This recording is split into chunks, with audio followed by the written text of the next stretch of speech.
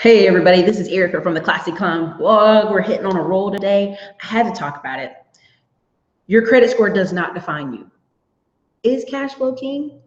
Listen, we know lots of people in certain careers, service business, hairdressers, mechanics, just different things, barbers who have a lot of cash. They're running around cash and they're like, I can buy clothes, I can go on trips, I can do whatever I want with my debit card. Yes, that is true, you can, but here is the kicker.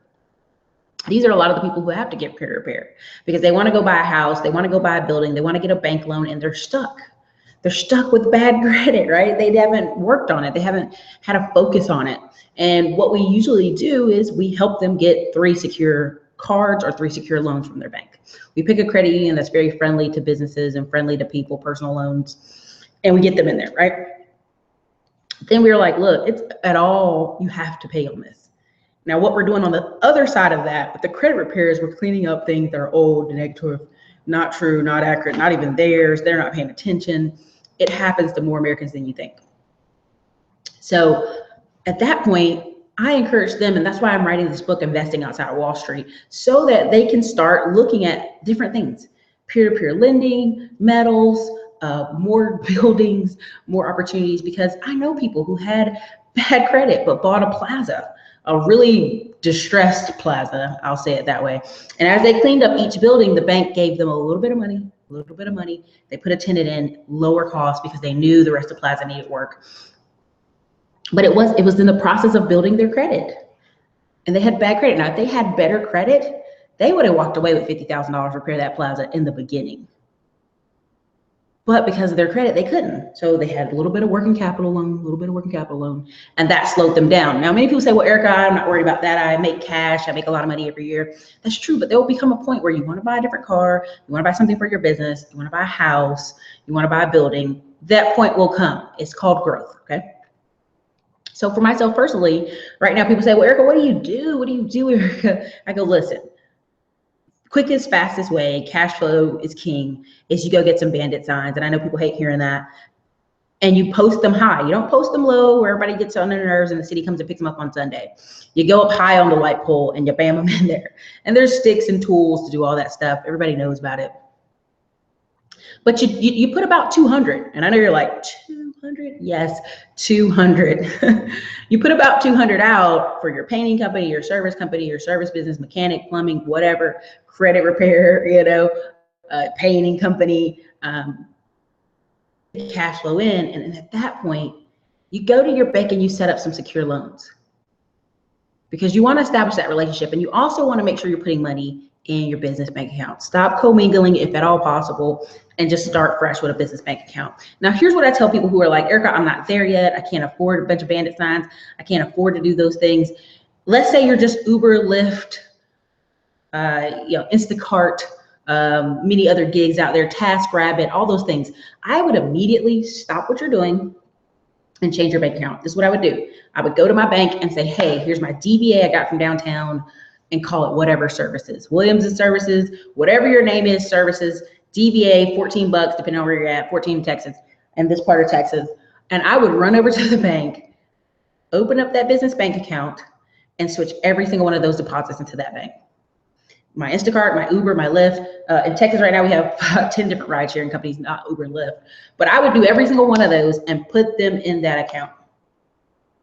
Now, what's going to happen in 2 to 5 months of money going in that account, going in that account, going in that account? I'm going to start applying for business credit cards. And when I apply, whether I apply online or I apply paper, I'm going to fax over a statement, just showing the deposits into the bank, not deposits without, the deposits into the bank, and fax that over with it.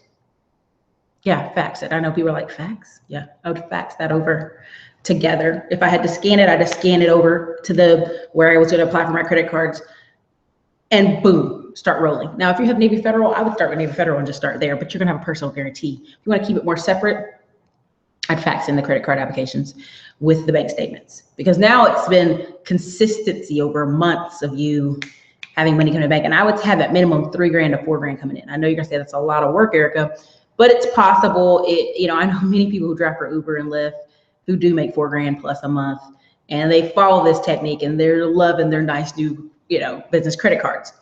So why would I do that? Why would I talk about that? Why would I encourage hair braiders? Because I know people who braid hair from home. Why would I encourage them to do that? I encourage them to do that because it sets the bar. It sets the bar for the bank to see this is serious. I'm a serious business owner. I continuously make money. I continuously deposit into this account, and I want to be taken serious. A lot of times I know people who work with cash, hairdressers, mechanics, mobile mechanics, and they just keep cash on them. They don't put it in the bank. They just keep it on them. And if they have to pay a bill, they put it in the bank, and then that's it. So now I look over your bank account, and I've done this with clients. I'm like, you don't even put more than $400 in there and your mortgage or your rent in there. And that's it. You don't put money in there. So I don't even know if you have money. You claim on taxes you make money, but I don't see it. So I always encourage people to, even pizza delivery drivers, I would tell them, put your money in there every day. Deposit every day. So at the end of the month, it looks like deposits part, on the deposit part, you have $2,000, $3,000, $4,000 being deposited. Doesn't matter what the withdrawals are. It depends on the deposit. Because at the end of the year, they're going to say, this person deposited $48,000 in the bank or $36,000 in the bank. So they have a record of showing they make money. And that's kind of how I would do that and advise people to do that. It's about keeping records, even if it's for a short time. I've had pizza delivery drivers keep records for 1 year and get approved for houses. It's possible. Don't let it fool you. You can be approved if you can prove it, right? And a lot of people are like, well, I want less taxes. I want a tax refund back every year. You can get one back. If you start a little side business, you can get your money back. Trust me. And the reason people in the $50,000 bracket struggle so much is because, let's say, be honest, 28% of their money is going out in taxes. That's 14 grand off the top. So you're now 36,000 is really what you're making. And if you know anybody who's a $50,000 earner, that's their salary, tell them to grab their paycheck and show me their net and gross. And let's do it over a year and tell me it's not 14,000. Tell me it's not 10 to 14,000.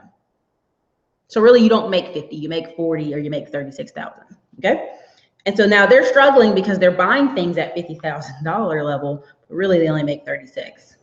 Now, I know people who personally drive on the weekends to make up for what they feel like is lacking in their paycheck. And all we had to do is take that money and put it in a separate business account. And at the end of the year, when you file your taxes, you're available to 475 different tax deductions compared to the major 9 when you just have personal.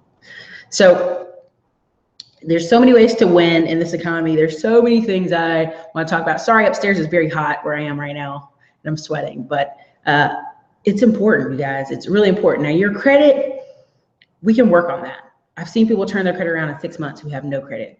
And I've done videos talking about how illegal immigrants and legal immigrants come here and get credit like that.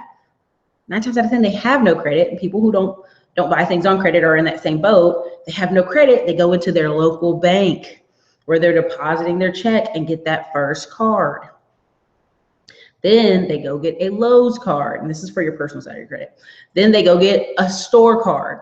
And they just pay on those for a good 6 months. I would even say 3 months consistently. And you'll notice in your bank, you'll notice how many offers come in your mailbox. And why is that important? Because there's people out there using point system and they're like, man, Erica, this person's paying their rent, their mortgage, their everything on their credit card every month and paying off at the end of the month with the cash coming in their bank. And at the end of the year, they have enough points to go on trips for free. Well, you can't even get access to that life if you don't even have the credit to get the credit card or the bank account relationship to start there, right? So it's important for you to look at it from that perspective of, even if I want to start that way, I can't get that way, right? Same thing with businesses. People sometimes go, I want to have this business ideal, but I don't have enough cash flow. And they think, Erica, all I have to do is sell so much stuff at the beginning, I'll have the cash to make the business keep working. Trust me, your business will probably take 10 times more than what you think. Unless you're starting a lawn care business and you're just starting with your pickup truck and some lawn care items from Lowe's, yeah, you can do that. And you can go ahead and start tomorrow and be cash flow positive. But at some point, if you want to scale, have more trucks, pay workers, and you need a float period where money comes in and where workers get paid, trust me, you want to use your credit. You want credit. So look, what's the most important thing you can do here? Make cash flow. Yes, grow your business regardless. The credit is just a bonus. There's too many businesses out there right now who are running around trying to get credit, trying to get all this money from investors, and they barely own their business and can get fired from their own companies. It's better if you build it from the ground slow and steady, but you do, if you have to get that personal loan, if you have to get that business loan and help push the business forward. It's frustrating, and I personally know what it's like to the credit score mess up apartments, mess up cars, mess up ability to get business credit. I personally know that. And guess what you have to do in those times? Make more cash flow. You have to do what you have to do. So is entrepreneurship always so calm and steady? No, it requires a little struggle and a kind of sacrifice. But I realize there's no job, there's no position, there's no need for me in many economic sectors. So you have to worry and focus on yourself and focus on what you can do. And the whole investing outside of Wall Street, because people who don't trust the stock market, and yes, the stock market will have a little crash this year coming up. We're going to go into recession. Everybody knows this. But if you own, 20 lots of land and you just put 20 trailers out there because they're going to bring the trailers to you, no down payment because you own the land, well, all of a sudden you're in a different position. You've got a ton of cash flow. Doesn't matter what the stock market's doing. You got renters, okay? If you have a bunch of hard metals or a bunch of tin, copper, whatever, and something happens to the stock market, you can still sell your stuff. Do you know what I'm saying? So cash flow is king. Let's not get it twisted. But you have to realize when you do the cash flow game, you got to stay moving. Or your employees got to stay moving. If they don't stay moving and you don't stay moving, everything stops. And that's where credit comes in for people. I told you guys my story where I lost my appendix and I was out of work and I had to go lay down for a good month. Well, everything that I was tinkering on that required me to be there and be present stopped too. And that's where credit is important. And that's where I offer credit repair below. I offer courses on how to grow your business below. I offer helpful hints and tips in all these videos. Listen, you need anything, you call me. You can actually have a consult with me. You guys, this is Erica, Classy Climb Blog. You guys have a great day.